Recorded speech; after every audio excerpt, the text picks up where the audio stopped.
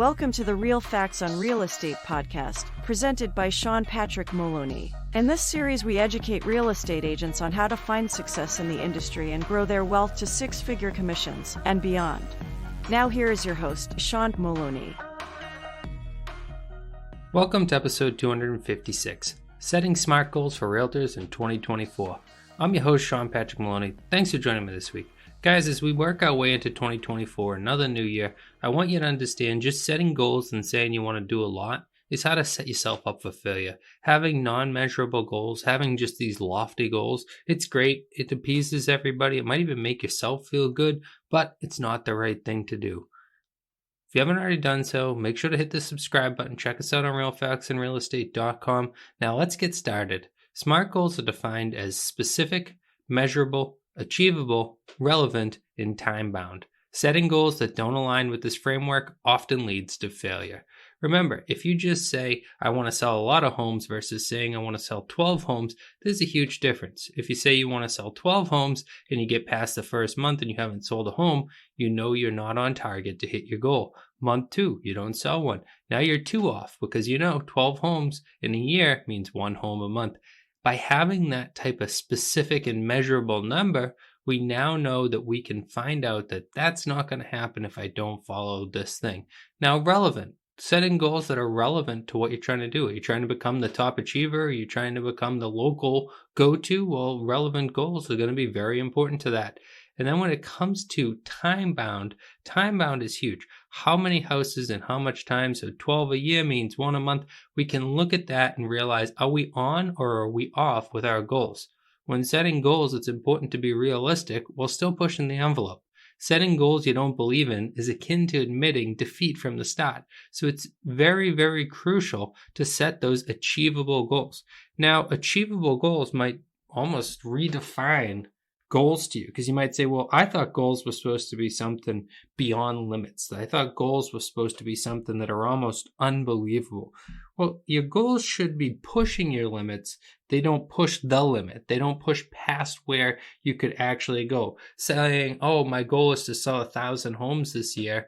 If I understand how I'm going to get to that 1,000, if I currently sell maybe 800 and by hiring some other people, I'm going to get to that 1,000, that's great. But if I'm a brand new realtor and I'm saying I'm going to sell 1,000 homes, I'm probably building a plan to fail because I don't have the setup. It's not achievable. It's not realistic, right? So remember, we want specific, measurable, achievable, relevant, and time-bound goals. By focusing on following within that framework, you know that you're setting yourself up for a successful year. Now, a lot of us try to do things like year-long goals. That's great, but I would say I would want to look at my goals more often, like on a monthly and quarterly basis. So that way there I can update my goals as I go. By setting goals at the beginning of 2024 and then never readjusting them across 2024, either up or down, depending on how it's going, is to kind of sit there with your feet in the mud and not get moving. You got to be moving. You got to be paying attention to your goals. That way your goals are relevant to what's currently going on and achievable in a way that you're not setting yourself out there for failure. One of the things that we all know, and they actually work a lot in special needs and things, is people who achieve small goals are able to stack upon those small goals and continue to build them bigger. We see this a lot in applied behavioral analysis. We see this in different types of education systems that they build for special needs people. But who do they not focus this on? They don't focus this on the average Joe. The truth is the average Joe works just like that other person and doesn't understand why when they set these huge goals, they fall off. If I say I want to lose 200 pounds tomorrow, that's not a realistic goal. But if I said across the year, I want to lose 200 pounds, I can say to myself, okay, every single month I need to lose about somewhere in the realm of 15 to 20 pounds, right? Now, as I work my way along, if I realize, hey, I'm missing my goal by a bit, I can readjust my goal. That's the nice things about goals. That's the nice thing about them being your goal. You're not admitting to failure. You're retooling your goal and working towards it. Now, as you achieve more of that goal in small bite-sized pieces, can you ramp it back up again? Can you ask for more?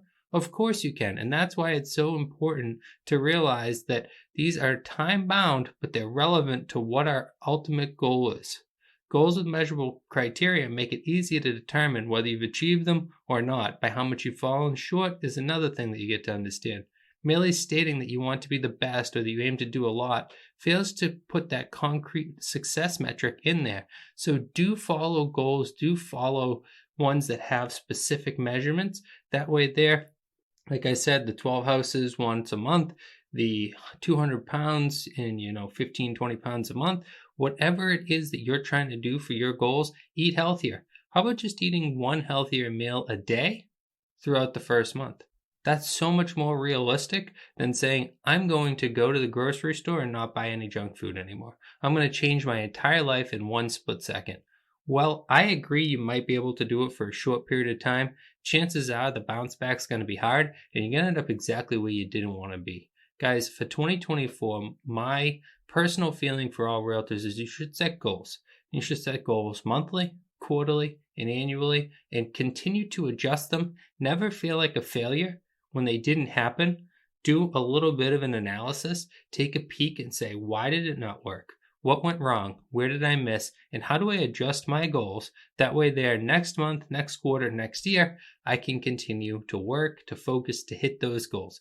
Feeling like, oh my God, I failed because I didn't hit my goals is failing to understand the point of goals. Goals are to motivate and to grow. Goals are not to feel negative about yourself, to feel down, to feel you can never do it. And by setting goals that you don't believe in, you're setting yourself up for failure. Guys, I hope 2024 is a great year for all of you. Make sure to plan for limited inventory, lots of bidding wars, and lots of excitement in real estate. As the interest rate drops, we know it's going to get super exciting out here. Thanks again for listening. Make sure to pound the subscribe button, and I look forward to talking to you next week.